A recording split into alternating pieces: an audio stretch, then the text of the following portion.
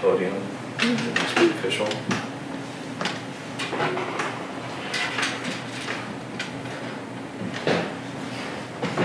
Just a sec.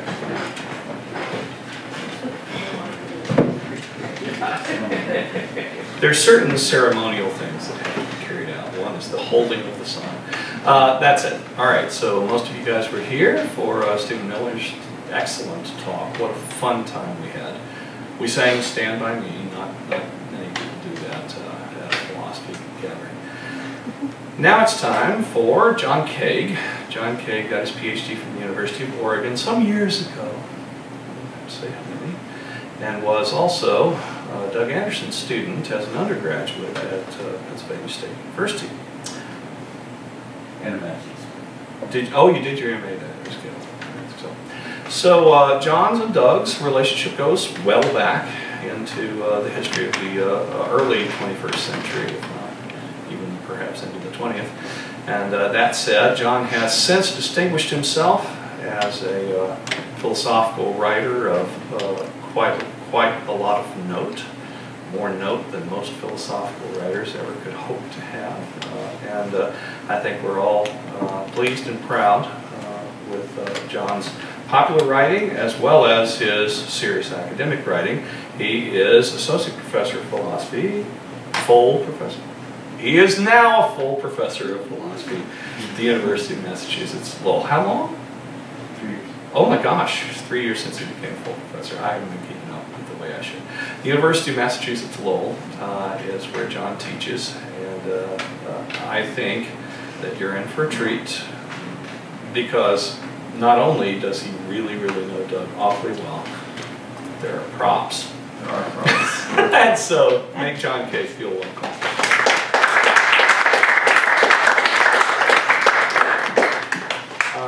So, thanks for the invitation, and this is a lovely venue.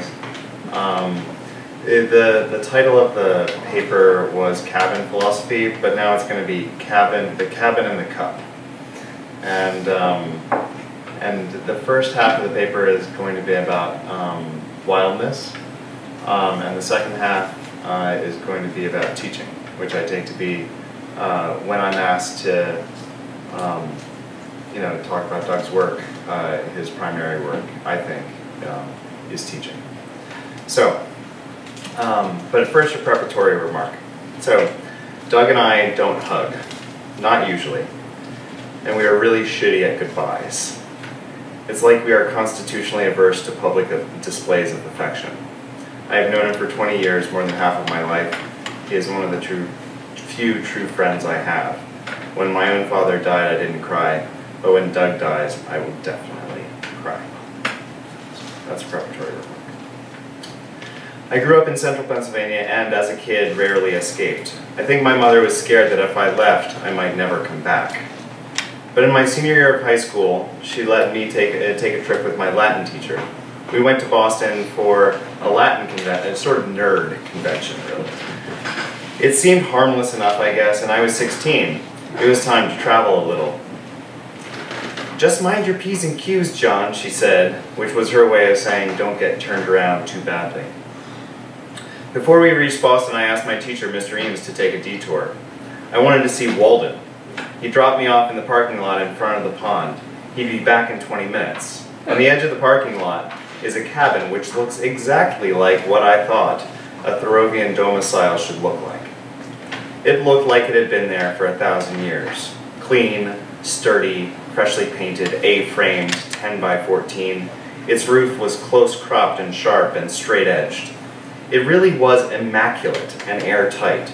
This is exactly what I needed at the time, a monument to reliability. What was my mom worried about? I could live here. I wanted to live here. With a house like this, I could be self-reliant in just the right way. I went into what I thought was Thoreau's cabin, proudly signed the guest book, and sat at the doorway with my best transcendental look. When my teacher returned to pick me up, he asked if I had been to what he called the real cabin site. Of course, I said yes, and announced that I was going to be a philosopher from now on. The next year I met Doug Anderson. It was Philosophy 197H. the freshman honor seminar at Penn State. Dr. A, that's what we called him. He was clean, sturdy, freshly shaven, A-framed. His hair, believe it or not, was close cropped and sharp and straight-edged. This was exactly what I needed at the time. A monument to reliability. I'd go on and take 9 classes with him. He read The Republic with me and a few other friends just for fun. We had donuts at the bakery on College Avenue.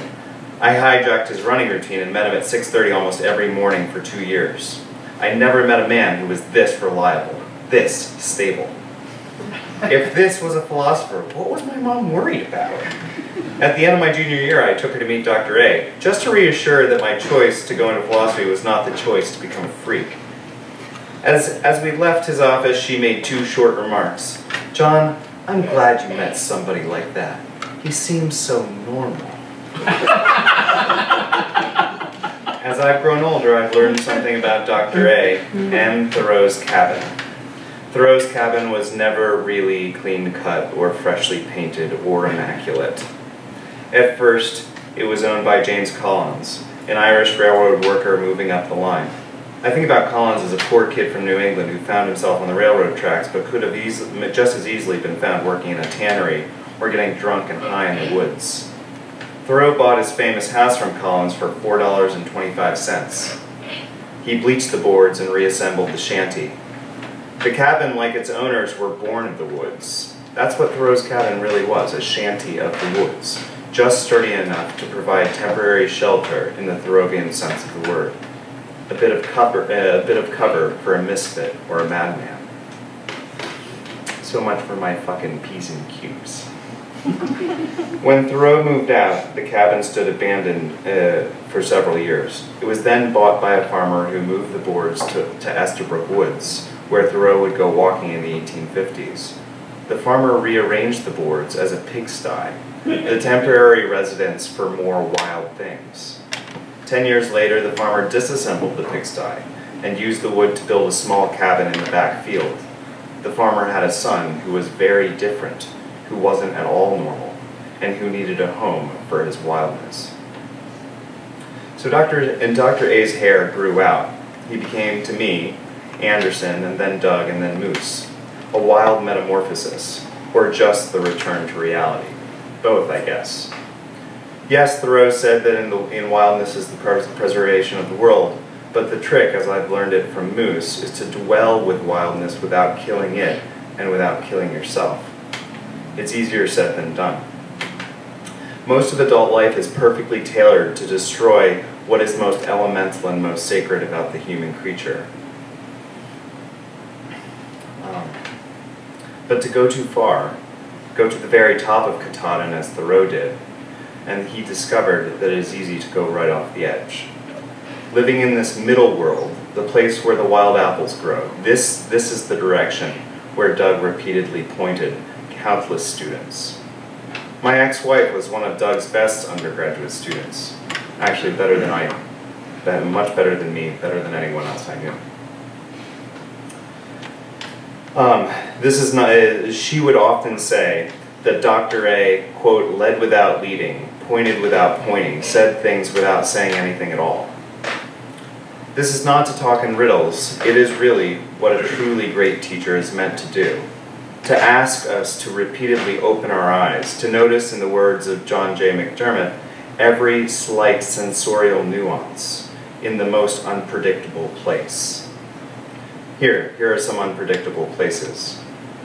I'm violating the story rule, sorry. So, here are some unpredictable places. Karaoke at the Spur in Waco, Texas. Letting me talk through my divorce on a moonlit night in the field above Madison, New Hampshire. Racing the beaches at Yachats, Oregon. Sending me to Sils Maria, Switzerland to go in search of Nietzsche. Being there when I came back empty-handed. Dinners with Martha and the kids in State College. Drinking ponies of Rolling Rock, cases of them actually. On my last night as an undergraduate, junk shops of all shapes and sizes, bearing with my obsessive compulsive disorder as it morphed ever so slowly into something more wild, into something real. By the time most of us turn 60, the wilderness has been beaten out of us. We become well-domesticated beasts. Beasts of burden, really. I bet you don't know how they train a camel. Anybody know? They take it and they peg it to the ground. They hold it to the ground. That's basically what happens. Then the beatings commence. 2 years ago, I participated in the bicentennial celebration of Thoreau's birth.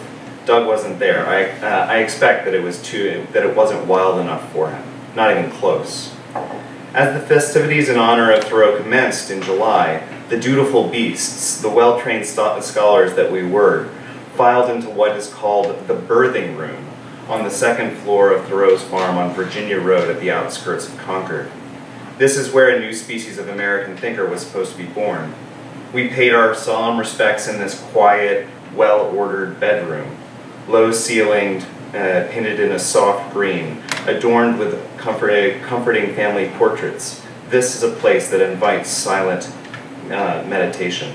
Thoreau might have appreciated the tranquility, but Moose, or Anderson, as we've now come to know him, would have directed us to the attic above the birthing room. The narrow wooden steps lead to an unfinished garret. It could have been a little shanty or a cabin. The roof is pinned together with 18th century pegs, shingled with modern nails that protrude through the roof. The place is deadly and wild and weird. In the eaves are a dozen boxes, mementos like from a junk shop, from a century of worship to the altar of Thoreau. Postcards, publishing notices, news clippings, proceedings, and letters, countless letters, from Thoreau's anonymous readers.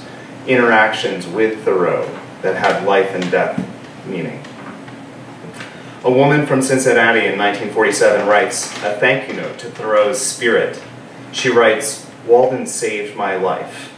A man from Ottawa sends his regards, quote, "Cape Cod was a place of refuge in the aftermath of my wife's death," unquote. A 7th grader sends his capstone project, a geologically accurate map of Thoreau's sauntering routes around Concord. Many people might think that this attic was full of junk, but Anderson would ask us to look again. Maybe they pitch everything in the trash, these people, and move on to seemingly more important considerations. Anderson would suggest that this was deeply misguided. But sometimes seemingly important considerations can make it hard to notice the wild and beautiful ones. Thoreau would have us look again, and so would Anderson. So on this one occasion, I did look when I went to the attic.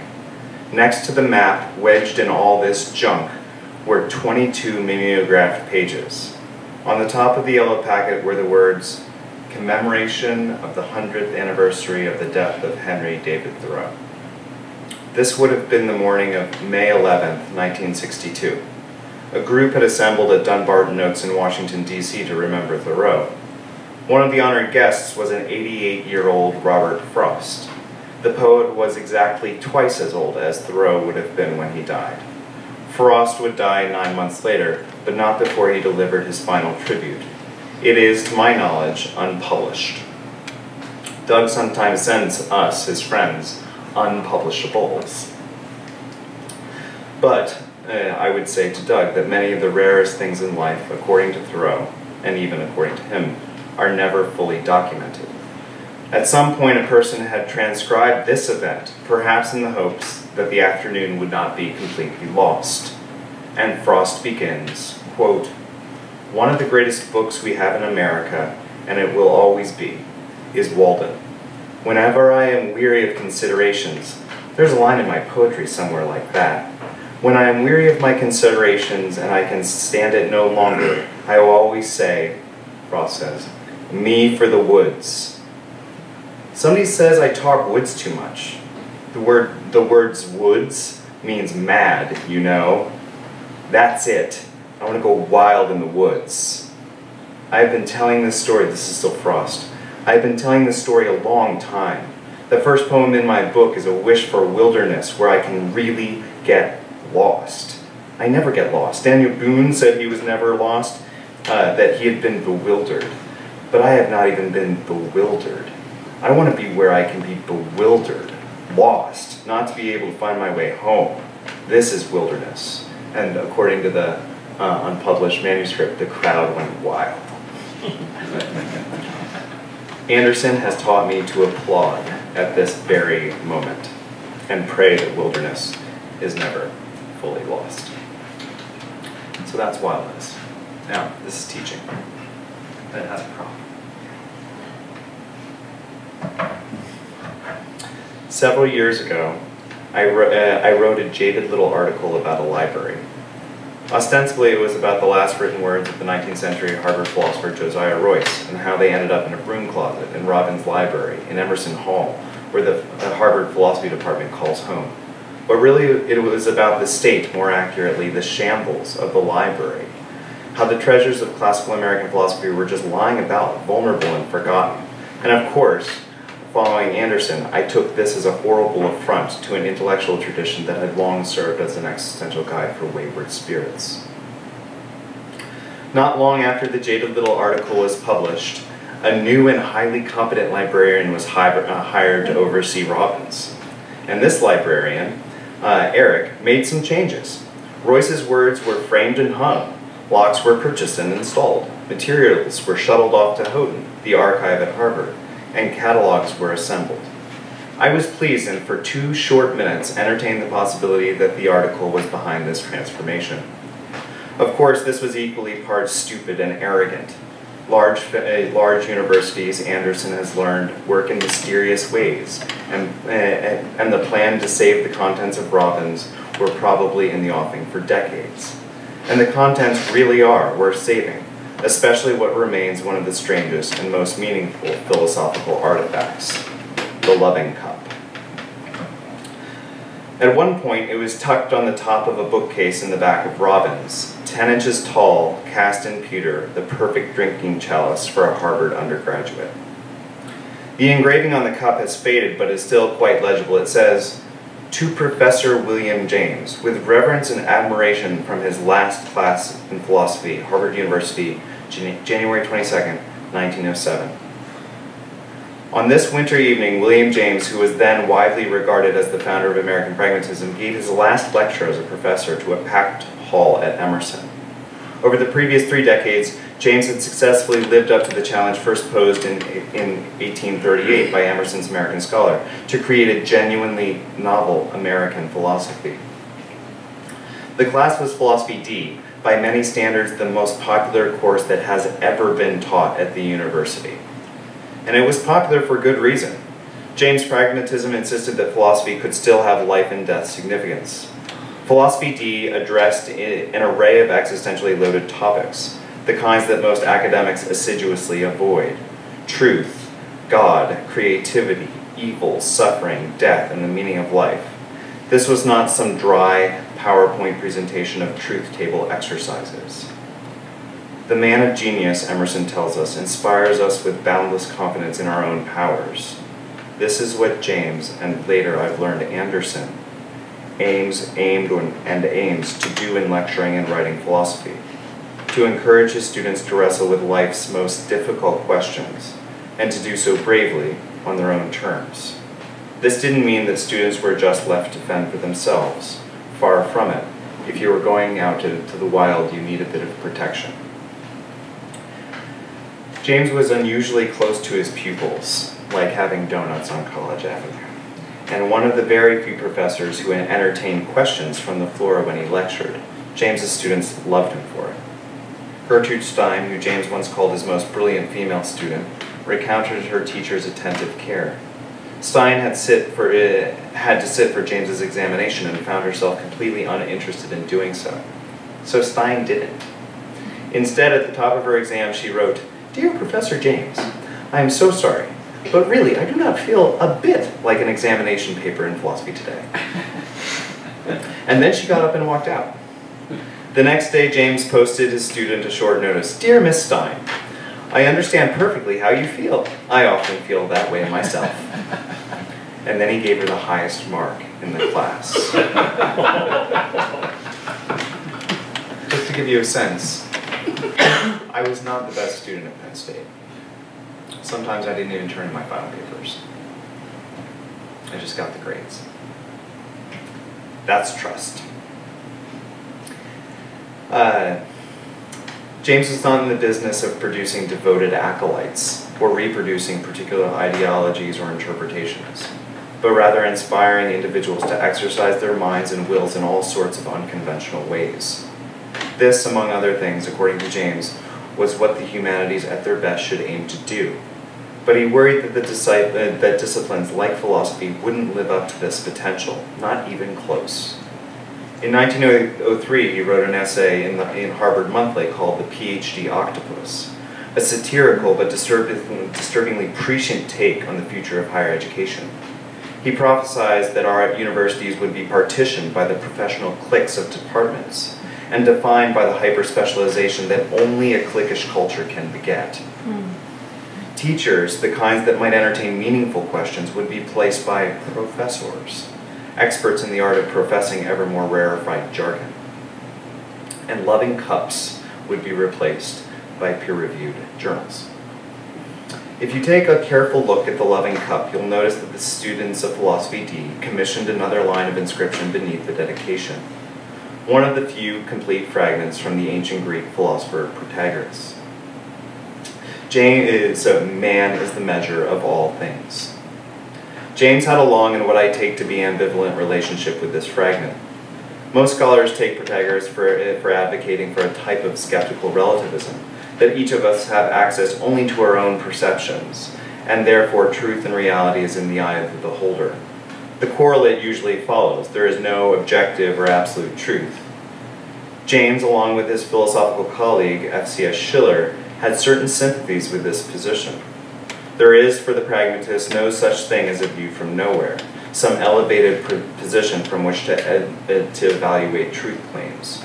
Rather, all claims are made in the thick of things, in the specific context of what John Dewey would later call a problematic situation. From beginning to end, philosophy was to be experiential. It was done in the midst of experience and judged on its ability to interpret and enrich it. James resonated with Pythagoras' skepticism, but he spent his later years defending pragmatism against claims that it was a philosophy without a moral or epistemic backbone. James maintained that pragmatism could be skeptical without producing vicious relativism. At least by 1906, he'd begun to argue that while man may be the measure of all things, there may be a reality that exceeded all measure. Philosophy was to be experiential, but James claimed in 1907 that, quote, I firmly believe myself that human experience is the highest form of experience extant in the universe. Like Pythagoras, James suggested that our access to the absolute was always partial, usually pitifully so, and so he was skeptical about any grand claim about its nature and meaning. James, however, did not foreclose the possibility that men and women could carry on, often triumphantly, in the face of an uncertainty. I remember Doug teaching us the Apology, and Doug screaming at a student. He goes, this first time that I heard Dr. A ever swear, he says, Socrates believes in the fucking truth. He just thinks that we might not have access to it. His students, James's students, like Stein, W.B. Du Bois, and William Ernest Hocking, admired James's realism about the human condition, but were also inspired by their teacher's belief that this condition could be expanded, or better yet, transcended, at least for the time being. For a Jamesian, Pythagoras lays down an existential gauntlet. Can you live like you are the measurer of all things? Can you live like the life of the universe depends on it? These are the questions of a radical humanist, one who holds that the meaning of life is up to the liver. If man is indeed the measure of all things, individuals must be prepared to shoulder absolute responsibility. I am convinced that the inscription on James's loving cup speaks to a humanism that risks being lost in the humanities today. I am equally convinced that it points to another, more hidden meaning that may be lost on many students that study in Robbins today at Harvard. It has to do with the underlying meaning of the loving cup. Emerson Hall opened its doors at the end of 1905. Its construction was the physical manifestation of philosophy's professionalization. Henceforth, philosophy and Harvard's fledgling psychology laboratory would have their own building on campus, separated off from other academic disciplines. Departments and intellectual canons would grow independently, never the twain to meet again. As philosophy grew more insular in the 20th century, it would jeopardize its own significance. James predicted this, and I suspect saw Emerson Hall as a sign of this prophecy's fulfillment. So James didn't exactly care for Emerson's construction, but he did concern himself with one aspect of the new building, the inscription that was to be carved over the front entrance. A committee of philosophy faculty, led by James and George Herbert Palmer, proposed a number of possible phrases and settled on one. Man is the measure of all things. James sent the decision to Harvard's president, Charles Eliot, and the scaffolds went up and the carving was begun. Charles Eliot was a Harvard institution. He'd been appointed in 1869 at the tender age of 35. One of his first acts as president was to appoint James as a lecturer in physiology. The debt that James owed Eliot, however, did little to mask their divergent views of education. Eliot had been James's chemistry teacher, and James hated chemistry.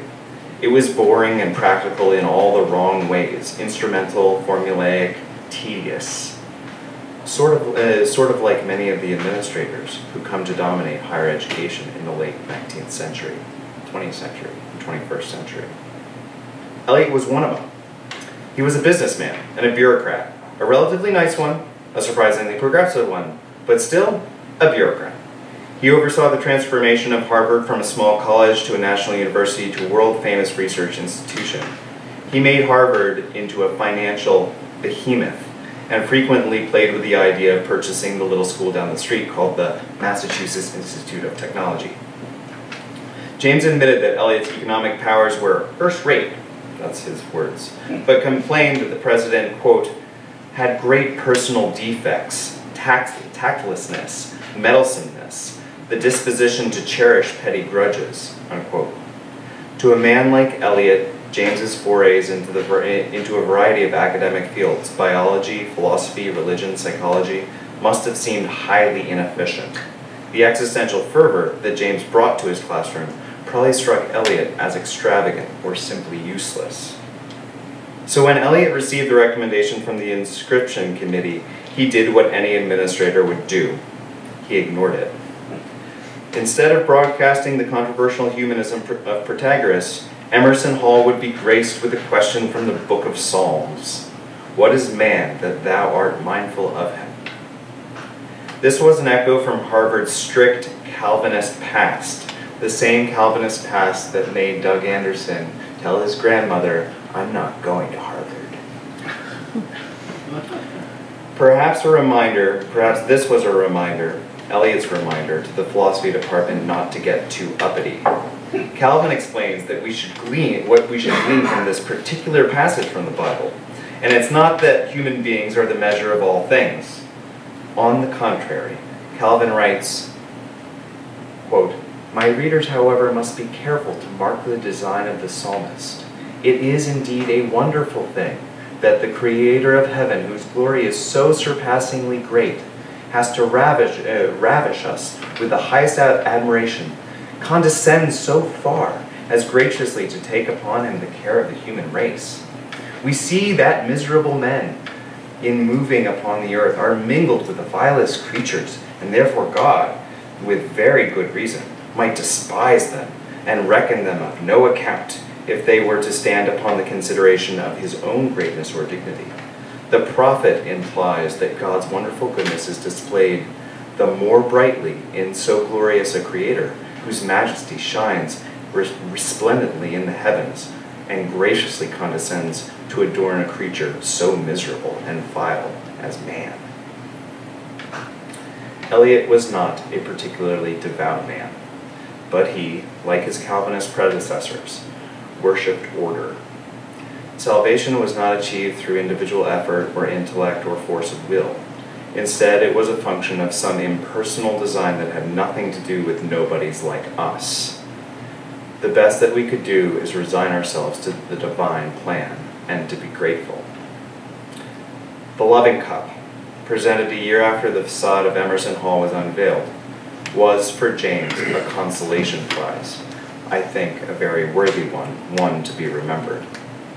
Eliot could dictate what went on the buildings of his university, what buildings stood or what buildings fell. But he was unable to exactly determine what went on between students and their beloved teachers.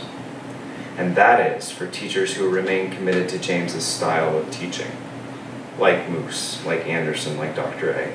A very good thing. And on my more jaded days, I think that the loving cup tucked away, on my more jaded days, I think the loving cup tucked away in a room in Emerson Hall is left alone because the discipline of philosophy no longer cares about teaching or about the human condition. But in more hopeful moments, moments like right now, I can come to understand another conclusion. Perhaps the loving cup and education itself is safe because it is, by its very nature, inviolable. Thanks. And this loving cup is for Douglas Anderson. It will say, ever not quite. And I'm happy to take questions or talk. Is this the loving cup? The answer is no. It was made in 1911, but no, it's not. It's a trophy for Doug. You're giving him a trophy. I am. Yeah. Maybe he'll donate it to the institute. Maybe not. Keep it around the cabin. So I'd like to, just as a thought, I'd be very interested in talking about the value of wildness or wilderness, the relationship between wilderness and creativity. I'd be interested in talking about the value of teaching and in terms of philosophy. Those are topics I'd like to talk about. I don't know what you folks, what you want to talk about. No, I don't need to guide this, so whatever folks have in their minds. Go ahead. So, John, thanks for your paper. Great. So you mentioned, but you didn't really dwell on the connection between wildness and bewilderment. Yeah. And then I want to sort of use that connection between wildness and bewilderment to think about the sort of vocation of the teacher, right? To sort of bring the two halves of your paper together. Sure. So what does this sort of cultivation of bewilderment have to do with James's pedagogy, maybe? Sure. Doug's Or pedagogy? Doug's pedagogy. Yeah. So in Philosophy Americana, Doug and Mike and Amelia write a paper about risk in education, or rather the role of risk in teaching, and agape, in Peirce's notion of agape. So the idea is that it is only when we're destabilized or taken out of our comfort zones where we grow. So James's notion of experience growing by its edges, sort of dealing in the borderlands, the place where the wild apples grow, it's not always a comfortable place for students. So you can do that, okay, in the classroom. You can disrupt students, okay?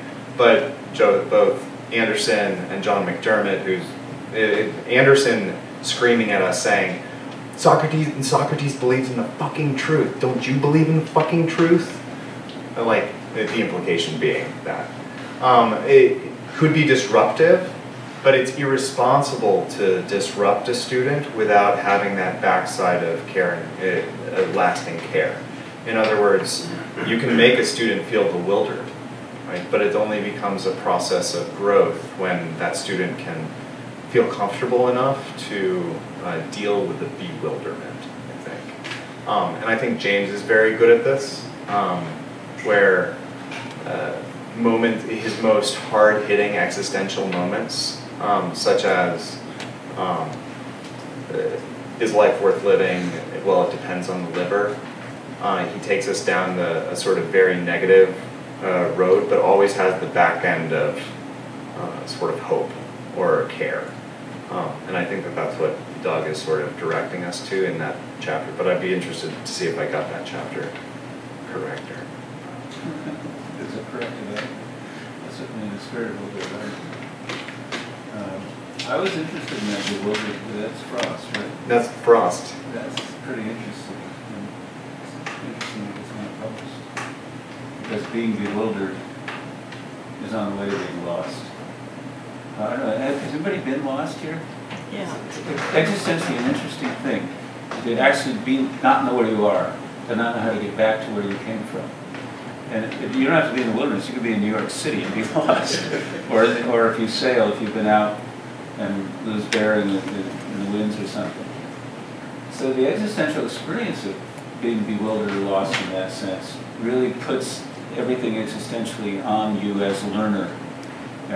You've now got to deal with it. And I think Frost, it's interesting because I spent a lot of time reading Robert Frost because he came from where I did. He didn't like the fact that he was kind of privileged and comfortable and all of that. And it's interesting that that's the way he explains his concern. So I don't know, I hadn't thought about the bewildering in wildness or bewildering in wilderness. But if you take the bewildering out of the context of being mentally bewildered to actually being, physically or existentially bewildered, and bring those two together in a kind of analogy, I think that's pretty interesting.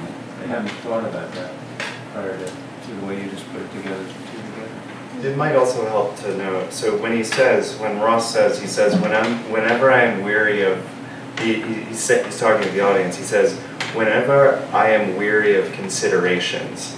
And that phrase, whenever I am weary of considerations, is the first line from Birches, Frost's Birches. And Birches is about a young man who doesn't really necessarily fit in, and he likes to go out to the birch trees and pull them down, and then so birch trees, very young birch trees are bendy, and he basically likes to use them as a slingshot. So he pulls them down and lets the tree pull them up, which is, by the way, what Thoreau would be doing with birch trees. I mean, if you think about what Thoreau enjoyed most, Doug said, and this is Doug's words, he said what Thoreau liked doing most was going and hanging out with kids, like huckleberry, like picking huckleberries. And what is it about that that's both significant for life, but then also probably figures out a way of doing philosophy in the right way, maybe. Are there plans to publish the Frost essay or anything like that? Or? No. Nobody's. So I did find in 68 it was published in the Concord Saunterer. Okay. Sounds like a good outlet. The Concord Saunterer, it's out of print. It's hardly available. So when I came across this, I was wondering, why is this not, out there? But anyway. So to kind of simplify so I can wrap my head around the pedagogy, it seems to me like there is this wanting to cultivate in your students this feeling of bewilderment, but doing it in such a way that they feel safe at the same time. Right. And that safeness is, and I don't mean this in the Heideggerian way, but being with. So you're together and you're bewildered together. My question is can you really be bewildered when you're together? That's a good question. That's a nice question. Let me ask, what do you folks think? And that's a good conversation. That's a good conversation starter. Clearly, empirically, we can.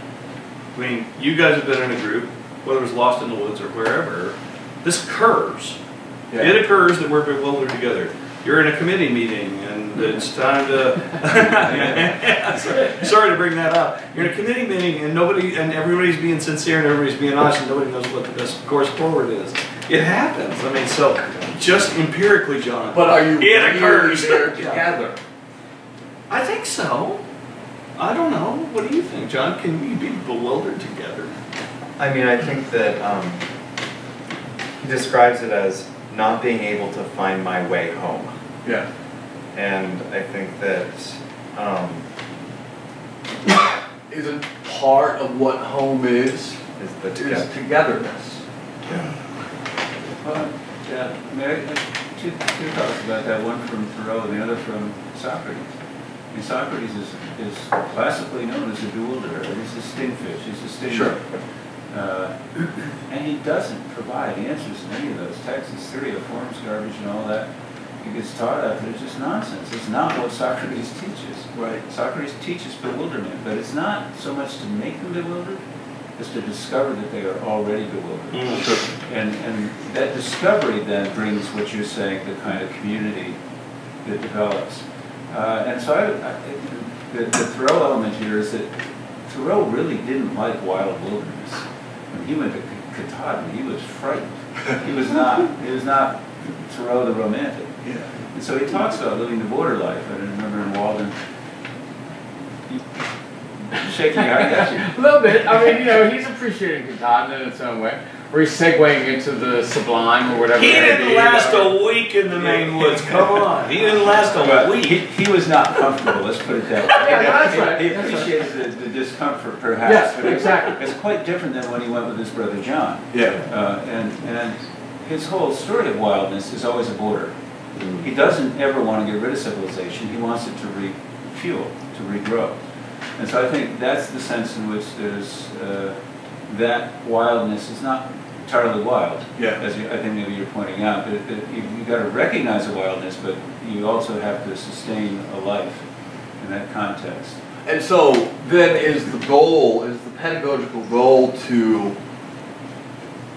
go out into the domains of bewilderment and learn how to live there and learn how to be comfortable with that, to make it less scary. Maybe that's his view. So I've never really thought about it this way. Yeah. So we should ask John. Well, I'm thinking about, you're the first one to tell me, or to teach me, you said he's a cynic. Thoreau is a cynic. And if you think about the first cynic, Diogenes, when he's asked, where's your home? He says, I have no home. But that's a trick insofar as he's the first cosmopolitan. Right. So the idea that and I think Thoreau's coming to that, both in Walden, but then also in walking. When you go out for a walk, you have to be prepared to leave everything. But then you discover that in that abandonment, there's a sense that you're already at home. Or not already at home, but rather there is a way in which our commitments to particular homes make us feel very alienated from a greater sense of home. And I think that that's also what Thoreau is pushing us to, and Emerson is pushing us to do. How many of you are teachers or have taught? Did you have to fill out one of those of what is your teaching philosophy? Forms, like for tenure, whatever it is. I found those the most ridiculous things ever. I never really, so my answer to the question, I never thought about a telos in the classroom. Yeah. I just wandered into the text and I've always been bewildered. I mean, the first time I read John Stuart Mill's little essay on political economy, I learned the same paragraph like 5 or 6 times through. And I said, this doesn't make any sense at all. And he's one of the easier ones, right? You start on Hegel and you start on Heidegger. I mean, these things don't make sense the first time through. And you read the Meno, when you get to the end of it, what's the point? What have you just learned? Other than that we're going off to drink now or something. You just made fun of a politician. So, to me, I'm all in, 20 years after reading, 34, I can't count anymore. I mean, I don't know how many times I taught Walden, but every time I walk into that book, I'm lost again. I get the cynic part, and then he's happy for a moment. There's things I don't notice. And so I never thought about teaching with kind of an aim, the way that you're presenting it, or a telos about bewildering students. Yeah. It was always to me just, I'm engaging this text, and I am lost most of the time, and then I ask for help. So therefore, they are for you. Correct. I guess that's the way to think about it. This is kind of a self-serving question, but you used a quote from Emerson, where he talked about the influence of genius Yeah. And I'm not sure where it came from. It sounded like the uses of great men, maybe, or something. Yeah. Do you remember how that quote I can goes? find it for you. It's basically. Oh, you want to know what it is? The effect of genius is to. I can't remember how it ended, but. Yeah, I can find it. Do you have a specific question about it, or did you just want I was curious what it was that you see. The man of genius, Emerson tells us, inspires us with a boundless confidence in our own powers. Self-reliance. Yeah, right. That's kind of, I'm piggybacking off of the pedagogy question, I guess. You know, I mean, how is that presented in pedagogically? What is the genius, I guess, that's happening Right. in the situation? Well, I mean, I know lots of teachers who want to mold students in their own image. That's not genius. That's not genius. That's not genius. Okay, so your own powers, and I think that's the idea of a light touch on students. So when Christy, my ex, said, "Dr. A leads without leading, tells us things without talking," it's light touch. So you could ask Anderson, you could say, "What should I do?" And I've never heard him say, "You should do X." Not once. But somehow I've managed to, I always come back, I always want to know. He says something to me. It's usually like, oh, it's not, and it's not just, oh, you'll figure it out, right? It's not this disinterestedness. It's like, well, let's get in there. It's and genuine interest. Yeah, it's right. like interest, if you but care not about the person, you don't want to tell them what to do. right. And this isn't a story. I mean, it's just like, how do we become good teachers? It's an issue of not just telling your students. I come and I say, should I go to Oregon? I don't know if I should go to Oregon for my PhD. It sounds like a really bad idea. My mom's not happy. He didn't say, oh, do whatever you want to do. But somehow he led without leading. He kind of encouraged me. He said, you could do it. You can do it. Now you have to decide whether you want to. And I think that's the sort of genius teacher moment. Well, we won't keep you on the hook That's forever. okay. But it was a pretty good discussion, and we have time. Maybe we should order pizza or something. We have time between now and Doug's talk at 7 o'clock. Could I have a beer? Absolutely. This is. I mean, August has PBRs here. No, so no. They're all gone? Last night. I can get more. This problem's gonna be solved. I want to put in a word here. Yeah. I was looking through old photographs the other day from the early 1970s. I drank PBR before it became was cool. popular. My mom did too. All right. To be clear here. You're authentic. So we have a couple of hours You're to country visit country, and to right. enjoy one another's company. There's no reason anybody needs to go anywhere. We'll order some pizza, I think, and enjoy until such time as Doug gives his Hahn lecture at 7 o'clock. Thank you, John.